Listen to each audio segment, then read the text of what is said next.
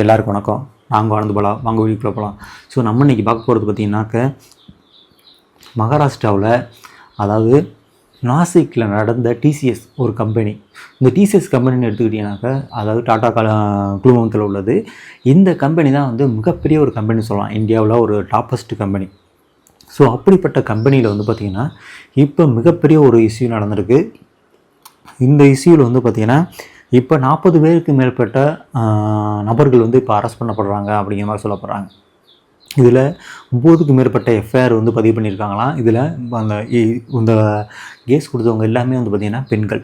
So இவங்க எதுக்காண்டி வந்து இந்த கேஸ் கொடுத்தாங்க, இந்த டிசிஎஸ்சியில் அப்படி என்ன தான் நடந்துச்சு, நாசிக்கில் இப்போ மிகப்பெரிய ஒரு போராட்டங்கள் வந்து அங்கே உள்ள எதிர்கட்சிகள் கட்சியினர்கள் வந்து பண்ணிகிட்ருக்காங்க அப்படிங்கிறாங்க.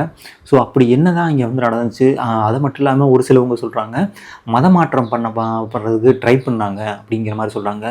ஒரு சிலவங்க சொல்கிறாங்க இதில் வந்து செக்ஸுவல் ஹராஸ்மெண்ட்டும் வந்து நடந்திருக்கு. ஸோ அங்கே வேலை பார்க்குற பெண்களை வந்து பார்த்திங்கன்னா செக்ஸுவலாக வந்து அரெஸ்ட் பண்ணியிருக்காங்க, செக்ஸுவல் அஃபியூஸ் பண்ணியிருக்காங்க. அது மட்டும் இல்லாமல் வந்து பார்த்திங்கனாக்கா இங்கே அவங்களுக்கு வந்து, அதாவது அவங்க மதத்தை தழுவாமல் அடுத்த மதத்தில் வந்து அவங்க வந்து ஜிகாத் போடணும், படுத்தா போடணும், இந்த மாதிரி வந்து நிறையா விஷயங்களை வந்து அவங்கள வந்து தொழுவணும் அப்படிங்கிற மாதிரிலாம் வந்து சொல்லியிருக்காங்களாம். ஸோ இதெல்லாம் வந்து நம்ம இதில் வந்து விரிவாக பார்க்க போகிறோம். இது வந்து பார்த்திங்கன்னா ஒரு பெண், ஒரு அப்பாவும் அம்மாவும் என்ன பண்ணுறாங்கனாக்கா போயிட்டு ஒரு கேஸ் கம்ப்ளைண்ட் பண்ணுறாங்க. இந்த போலீஸ் ஸ்டேஷனில் வந்து ஒரு கேஸ் கொடுக்குறாங்க. ஸோ அந்த கேஸ் கொடுக்கும்போது பார்த்திங்கன்னா இங்கே மிகப்பெரிய பேரண்ட்ஸ் என்ன பண்ணுறாங்கனாக்கா போய் ஒரு கேஸ் வந்து ஃபைல் பண்ணுறாங்க. இங்கே உள்ள மகாராஷ்டிராவில் உள்ள ஒரு போலீஸ் ஸ்டேஷனில். ஸோ கம்ப்ளைண்ட் பண்ணுறவங்க என்ன சொல்கிறாங்கனாக்கா, என் பெண்ணுக்கு இந்த மாதிரி வந்து அங்கே ஒரு அநீதி நடந்துருச்சு. ஸோ அவங்க வந்து எங்கள் பெண்ணை வந்து அதாவது பாலியல் வன்புணர்வு பண்ணி அவங்கள வந்து மதமாற்றம் பண்ணுறாங்க. அது மட்டும் இல்லாமல் என் பெண் வந்து பார்த்திங்கனாக்கா ஒரு வித்தியாசமாக வந்து அவங்க வந்து ஒரு தொழுகிறது சாமி, அவங்க ஒரு இந்து பெண், ஆனால் அவங்க பண்ணுறது எல்லாமே வந்து பார்த்திங்கன்னா முஸ்லீம் மாதிரியே பண்ணியிருக்காங்க அப்படிங்கிற மாதிரி சொல்கிறாங்க. ஸோ இதில் வந்து பார்த்திங்கன்னா இதில் இமிடியேட்டாக வந்து போலீஸ் என்ன பண்ணாங்க, இன்வெஸ்டிகேஷனை ஸ்டார்ட் பண்ணுறாங்க. ஸோ ஸ்டார்ட் பண்ணுறவங்க அவங்க என்ன பண்ணுறாங்கன்னா இதில் 40 நாட்கள் வந்து அவங்க மப்டியில் 4 போலீஸை வந்து அனுப்பியிருக்காங்க அப்படிங்கிற மாதிரி சொல்லப்படுறாங்க. ஸோ இவங்க எல்லாருமே வந்து எந்தெந்த பொசிஷனில் இருந்திருக்காங்கன்னா அந்த கூட்டுறதுலேருந்து அங்கே உள்ள ஒரு அட்மினிஸ்ட்ரேஷன் வரையும் வந்து உள்ள பொறுப்புகளில் வந்து யார், இந்த 4 போலீஸ். இதில் வந்து லேடிஸ் போலீஸும் போயிருக்காங்க, ஜென்ட்ஸ் போலீஸும் போயிருக்காங்க. ஸோ இவங்க எல்லாருமே வந்து அண்டர் கிரவுண்ட் ஆப்ரேஷனுங்கிற முறையில் வந்து உள்ளேக்கு வந்து அந்த டிசிஎஸ் அலுவலகத்தில் போகிறாங்க. ஏன்னா டிசிஎஸ்ன்னு பார்த்தீங்கன்னா மிக பிரம்மாண்டமாக இருக்கும். அந்த இடமே வந்து இங்கெல்லாம் உள்ளே போனோம்னாவே வந்து அது ஒரு டிஃப்ரெண்ட்டான ஒரு உலகமாக இருக்கும். அந்தளவுக்கு வந்து ஃபெசிலிட்டிஸ் வந்து பண்ணியிருப்பாங்க. இன்ஃப்ராஸ்ட்ரக்சரும் பார்த்தீங்கன்னாக்கா ரொம்ப நல்லா இருக்குதுன்னு சொல்லலாம். அந்தளவுக்கு வந்து அங்கே வந்து ஒரு ஃபாரின் லெவலில் வந்து உள்ளே வச்சுருப்பாங்க. ஸோ அப்படிப்பட்ட இடத்துல வந்து இவங்க 4 பேர் உள்ளே போகிறாங்க. போயிட்டு வந்து அவங்களோட இன்வெஸ்டிகேஷனை வந்து 40 நாட்கள் வந்து ஸ்டார்ட் பண்ணுறாங்க. ஸோ ஸ்டார்ட் பண்ணி பார்த்தா தான் தெரியும் அவங்களுக்கு மிகப்பெரிய ஒரு அதிர்ச்சி காத்திருக்குது. வேறு ஒன்றும் இல்லை, அங்கே வந்து இது மாதிரி நிறைய பெண்களை வந்து அவங்க வந்து யூஸ் பண்ணியிருக்காங்க. யார், அவங்களோட மெயின் ப்ரைம் டார்கெட்டே வந்து பார்த்திங்கன்னா யாருன்னு இருக்குனாக்க அந்த மாதிரி ஒரு நடுத்தர இருக்க பெண்கள், அது மட்டும் இல்லாமல் ஏழை பெண்களை தான் வந்து அவங்க வந்து அதிகமாக வந்து டார்கெட் பண்ணியிருக்காங்க. ஸோ அது மட்டும் இல்லாமல் அவங்களோட ஏஜ் லிமிட்டை வந்து பார்த்திங்கனாக்கா 20லேருந்து, அதாவது 18லேருந்து 25 வயசுக்குள்ளே இருக்க பெண்களையும், அதாவது சம்பளம் வந்து பார்த்திங்கனாக்கா 20,000லேருந்து 25,000 26,000 இந்த மாதிரி சம்பளம் வந்து கம்மியாக இருக்க பெண்களை வந்து அவங்க வந்து டார்கெட் பண்ணுறாங்க. ஸோ இவங்களை வந்து நம்ம வந்து என்ன வேணால் பண்ணலாம், ஸோ அப்படிங்கிற ஒரு கேவலமான ஒரு எண்ணத்தில் வந்து அவங்க வந்து அங்கே வந்து ஸ்டார்ட் பண்ணுறாங்க. இதில் வந்து ஒரு நெட்வொர்க்காகவே வந்து ஃபார்ம் பண்ணியிருக்காங்க. ஒரு 40 பேருக்கு மேற்பட்ட அந்த டிசிசியில் வேலை பார்க்குறவங்க என்ன பண்ணியிருக்காங்கனாக்க இதில் வந்து நிறையா பேரை சொல்கிறாங்க. அது மட்டும் இல்லாமல் இந்த ஒரு இஷ்யூ வந்து ஜூலை 2022லேயே வந்து ஸ்டார்ட் ஆகிடுச்சு அப்படிங்கிறாங்க. இப்போ வரையும் கிடையாது, 2022லேயே இந்த ஒரு டீம் மாதிரி ஃபார்ம் பண்ணியிருக்காங்க. ஸோ இவங்க எல்லாம் ஒரு குரூப் சாட் பண்ணுவாங்களாம். ஸோ இதில் பண்ணும்போது என்ன பண்ணுவாங்கனாக்கா, ஒரு பெண்ணை வந்து டார்கெட் பண்ணுறாங்கனாக்கா அந்த பெண்ணை வந்து 2 பேரும் வந்து பேசுவாங்களாம். 2 இருக்கும்போது அதில் பெட்டரான யாரோ அவர் வந்து ஹீரோ மாதிரி காமிச்சு, ஸோ அவரை வந்து இந்த பெண்ணை வந்து அட்ராக்ட் பண்ணுற மாதிரியும், அதுக்கப்புறம் என்ன பண்ணுவாங்கன்னா இவங்க 2 பேரும் வந்து ப்ரைவேசியாக இருக்கிறது. அது மட்டும் இல்லாமல் இவங்களை வந்து பார்த்திங்கன்னா ரொம்ப டார்ச்சர் பண்ணியிருக்காங்க, இந்த வீடியோ எடுத்திருக்காங்க. ஸோ அப்படிலாம் மாதிரி நிறையா வந்து சொல்கிறாங்க. அவங்கள வந்து பிளாக்மெயில் பண்ணுறது, நீ இந்த மாதிரி தான் வந்து சாமி கும்பிடணும், இந்த மாதிரி தான் இருக்கணும் அப்படிங்கிற மாதிரி வந்து அவங்களுக்கு வந்து நிறையா விதமான டார்ச்சர்களை கொடுத்தனால நிறையா பெண்கள் வந்து இதை வந்து வெளிப்படையாக வந்து வெளியில் சொல்லலை. ஆனால் இதில் ஒரு 8 பெண்கள் வந்து பார்த்திங்கன்னா இதில் வந்து கம்ப்ளைண்ட் ரிஜிஸ்டர் பண்ணியிருக்காங்க. ஸோ இவங்க எல்லாருக்கும் வந்து பார்த்திங்கன்னா இப்போ அவங்க வந்து எஃப்ஐஆர் பதிவு பண்ணியிருக்காங்க அப்படிங்கிறாங்க. ஸோ இதில் மிக முக்கியமாக வந்து ஹச்ஆரில் ஒரு பெண் தான் வந்து பார்த்திங்கன்னா இதில் வந்து மாட்டியிருக்காங்க. ஸோ அவங்க என்ன பண்ணியிருக்காங்கன்னு பார்த்தாக்கா, அவங்க தான் ஒரு தலைவி அப்படிங்கிறாங்க. ஸோ அவங்க என்ன பண்ணுறாங்க வந்து பார்த்திங்கனாக்க நிதா கான். ஸோ இந்த நிதா கான் வந்து பார்த்திங்கன்னா அவங்க வந்து 2021, 22 வந்து அவங்க வந்து அங்கே ஒரு சாதாரண ஒரு அட்மினிஸ்ட்ரேஷன் இந்த லெவலில் தான் வந்து பார்த்திங்கனாக்கா ஜாயின் பண்ணுறாங்க.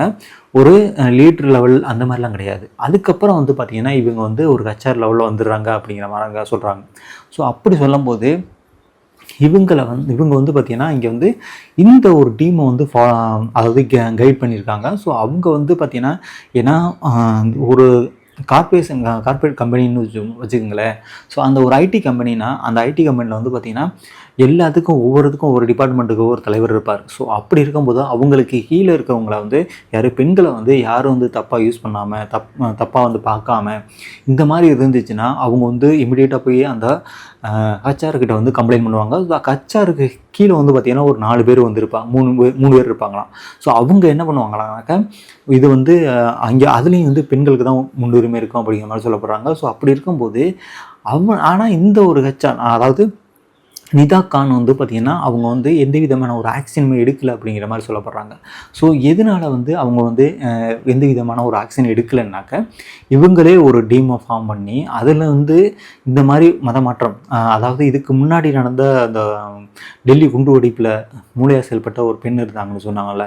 ஸோ இவங்களுக்கும் ஏதாவது லிங்க் இருக்குமா அப்படிங்கிற மாதிரி வந்து நிறையா வந்து இதில் வந்து டிபேட்லாம் போயிட்டுருக்கு. நிறையா நியூஸ் சேனல்கள்லேயும் வந்து பார்த்திங்கன்னா என்டிடிவிலலாம் வந்து இது வந்து ஃபுல்லாகவே வந்து போட்டிருக்காங்க. ஸோ அப்படி இருக்கும்போது இந்த பெண் வந்து பார்த்திங்கன்னா இப்போ இன்னொரு அதிர்ச்சியான சம்பவம் என்னன்னாக்கா இவங்க ப்ரெக்னெண்ட்டாக இருக்காங்க. இப்போ தான் வந்து அவங்க ப்ரெக்னெண்ட்டாக இருக்கும்போது அவங்கள வந்து எனக்கு வந்து இப்போ ஜாமீன் கொடுங்க அப்படிங்கிற மாதிரி வந்து அவங்க கேட்டிருக்காங்க. ஆனால் இப்போ வரையும் வந்து அவங்க வந்து மாட்டலை. ஸோ அவங்க போலீஸ்லேருந்து இன்னும் வந்து மாட்டலை. ஆனால் இதுக்கு முன்னாடி வந்து பார்த்திங்கன்னா இருந்த இன்னொரு ஹச்ஆர் வந்து பார்த்திங்கன்னா இப்போ அரெஸ்ட் பண்ணப்பட்டிருக்காங்க. ஸோ இதுதான் வந்து பார்த்திங்கன்னா மிக முக்கியமாக பார்க்கப்படுது. இந்த கேஸை வந்து பார்த்திங்கன்னா இப்போ எஸ்ஐடி வந்து கொடுத்துருக்காங்க. இந்த எஸ்ஐடி வந்து எப்படின்னாக்க நிறைய கேஸ்களை வந்து முடிக்க முடியாத கேஸ்களாக இருந்தாலும் இந்த எஸ்ஐடி வந்து ஃபார்ம் பண்ணி அதில் 40க்கு மேற்பட்ட போலீஸார்கள் வந்து இதில் இறங்கியிருக்காங்க அப்படிங்கிறாங்க. ஸோ இவங்க எல்லாம் வந்து இன்வெஸ்டிகேஷன் போயிட்டுருக்கு.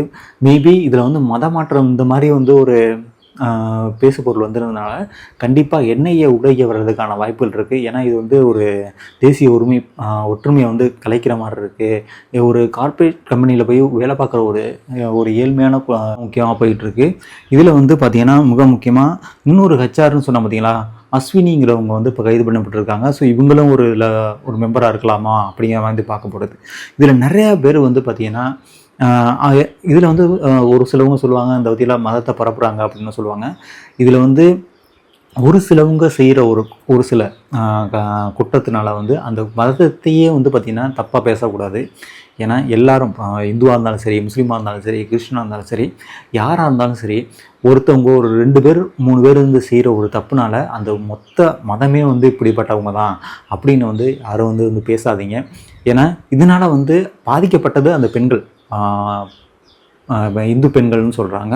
மெயினாக இதில் வந்து அடுத்தடுத்த விசாரணைகள் எப்படி போய் இதில் யார் வந்து இன்வால்வ் ஆகியிருக்காங்க அப்படிங்கிறத வந்து கண்டிப்பாக அங்கே உள்ள கவர்மெண்ட் வந்து அங்கே உள்ள போலீஸ் ஸ்டேஷனில் வந்து ரிஜிஸ்டர் பண்ணப்பட்டிருக்க அந்த கேஸில் கண்டிப்பாக ஒரு நல்ல ஒரு தீர்ப்பு வரும் அப்படிங்கிற மாதிரி சொல்லப்படுறாங்க. இன்னும் ஒரு 2-3 நாளையில் வந்து பார்த்திங்கன்னா இந்த எஸ்ஐடி ஃபார்ம் பண்ணவங்க இதுக்கு உண்டான இந்த ஃபுல் டிடியில் வந்து எடுத்துருவாங்க அப்படிங்கிற மாதிரி சொல்லப்படுறாங்க.